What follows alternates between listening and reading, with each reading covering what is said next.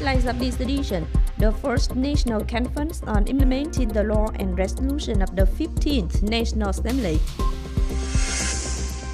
Deputy Prime Minister Trần along with the delegation, inspected the Cần Thơ-Cà Mau Expressway to remove difficulties in construction materials. City leader worked with Consul General of the People's Republic of China in Ho Chi Minh City. Hello, it's good to see you back here in this edition of Cần Thơ News and Top News today. On September 6 morning, at Hồng Hall or the National Assembly House, the National Assembly Standing Committee held the first national conference on implementing the law and resolution of the 15th National Assembly. The conference was connected online at 62 locations in branches and cities nationwide. Politburo member and National Assembly Chairman Phương chaired the conference. From the beginning of the 15th tenure to the end of the 5th session, the National Assembly and Standing Committee of the National Assembly issued 1,010 documents, including 23 laws and 101 resolutions of the National Assembly, 4 ordinances, and 882 decrees of the Standing Committee of the National Assembly, thereby tightly institutionalizing the party's guidelines and comprehensively adjusting all aspects of socio-economic life, supremely supervising and deciding many important issues of the country.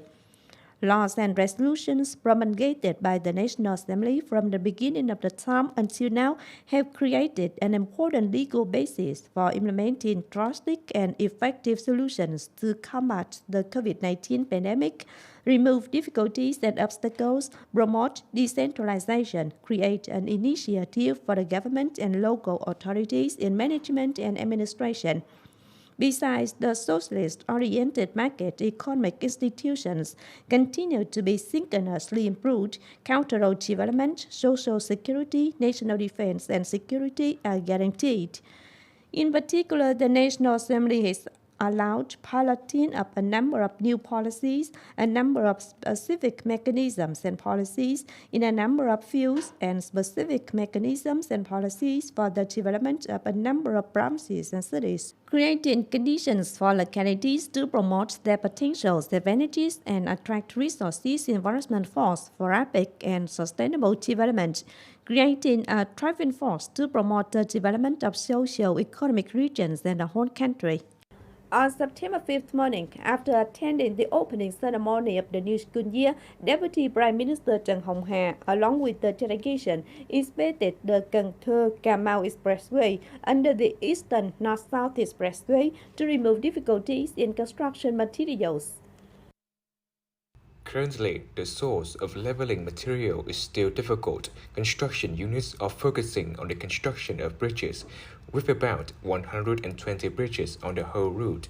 In the short term, focus is made on the construction of public roads along the route to serve the construction, followed by the construction of bridges, especially those that have favorable access conditions. Deputy Prime Minister Trần said that the source of material is a difficult problem. Localities and mining contractors must take environmental issues and landslides as a priority. The Deputy Prime Minister noted that it's necessary to consider the sea sand solution. If the functional sector sees the possibility, this option can be applied instead of sand mines in the river. Also regarding Expressway projects, on September 5th afternoon, the delegation, led by Deputy Chairman of the Economic Committee of the National Assembly, Nguyễn had a meeting with Cần Thơ City People's Committee on the implementation of the National Assembly's resolutions, including the investment policy to build the Eastern North-South Expressway, Cần Thơ-Cà Mau and Châu Đốc Cần Thơ-Sóc Trăng Expressway sections. Reporting in the meeting, the Ministry of Transport said that the expressway projects passing through Cần Thơ City and other branches in the region has been implemented. Currently, the most difficult of these two highways is the source of sand backfill. In order to remove difficulties in sand sources, The Ministry of Transport and Cần Thơ City People's Committee requested the Economic Committee to report to the National Assembly and the National Assembly Standing Committee to extend the implementation type of specific mechanisms in mineral exploitation, especially backfill sand. Consider promulgating resolutions or adjusting a number of mineral-related laws in the direction of assigning mines directly to exploit exclusively for important projects. The National Assembly Economic Committee received comments from agencies and localities and noted the recommendations of Cần Thơ City People's Committee and the Ministry of Transport to the National Assembly for consideration. Vice Chairman of Cần Thơ City People's Committee Nguyễn Văn Hồng had a working session with Consul General of the People's Republic of China in Ho Chi Minh City, Wei Huixian, and the delegation that visited and worked with Cần Thơ City. In addition to introducing the potentials and advantages of the locality, the leader of Cần Thơ City hoped that the Consul General would continue to pay attention and promote cooperation and investment activities of Chinese enterprises in the city. The city leaders also invited the Consulate of the People's Republic of China in Ho Chi Minh, its affiliated units, and the Association of Chinese Enterprises to participate in the fair and exhibition themed Cần Thơ City, 20 Years of Achievement and Development, and to attend the Trade Connection in Cần Thơ City in early November as an honorary nation. The Consul General of the People's Republic of China in Ho Chi Minh City was delighted to see that Chinese businesses in Cần Thơ City received tremendous support from the local government, adding that he would act as a connection for many Chinese businesses to come to Cần Thơ to learn and invest. In particular, connection with Chinese airlines will be strengthened to connect direct flights to Cần Thơ City. On the morning of September 5th, Vietnam Aviation Academy, in collaboration with Cần Thơ Department of Science and Technology, organized a scientific seminar themed Developing Smart Tourism Destinations in Cần Thơ City, Situation and Solutions. Presentations at the workshop focused on analyzing the situation of smart tourism destinations in Cần Thơ City, resulting in tourist travel behavior for smart tourism in Vietnam and Cần Thơ City, building the image of a smart tourism destination, analyzing the factors of smart tourism that affect the ability to attract visitors, thereby proposing solutions to attract visitors integrated on smart models in Cần Thơ.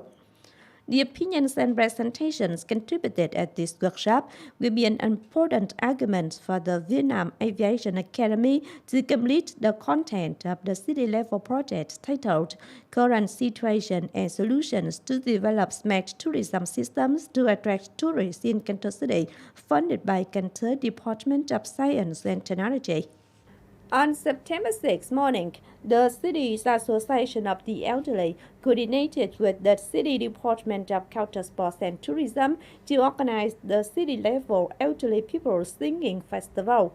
Attending the event were Vice Chairman of Cần Thơ City People's Committee Nguyễn Thực Hiện, Vice Chairman of the Vietnam Father and French Committee of Cần Thơ City Đinh Trung Trực. Attending the festival was 96 elderly people from 9 art troupes of the district's elderly associations and Cần Thơ City Retirement Club. The troupes will participate in the performance of dancing and singing, songs selected from the grassroots competition with the theme of praising the love of the motherland, people, the tradition of national pride, and praising the glorious party. Beloved Uncle Ho, praising the tradition of the Vietnam Elderly Association, the role of the elderly in family and society. The teams that win high prizes will represent the city to participate in the Regional Senior People Singing Festival held in mid-September 2023. Cần Thơ City's Entrepreneurs Association on September 5th afternoon held a press conference and draw for the Megadelta Entrepreneurs Football Tournament 2023. This is an activity to celebrate the Vietnam Entrepreneurs Day, October 13th, and prepare for the National Corporate Football Tournament 2023 with Cần Thơ City as the host.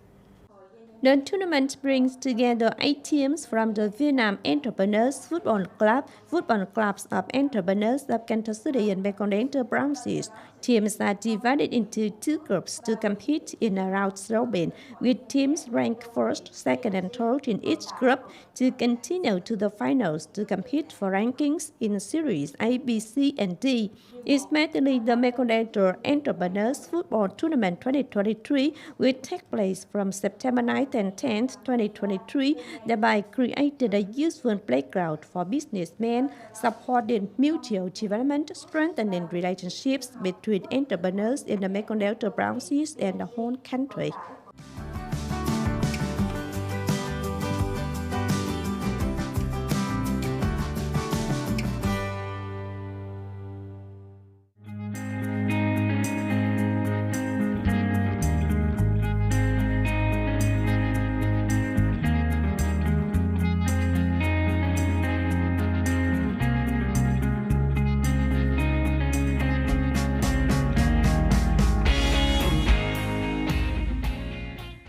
The updated weather forecast also wrapped up this edition of Continuous. If you want to watch again in this bulletin, please visit our website, Thơ TV.vn.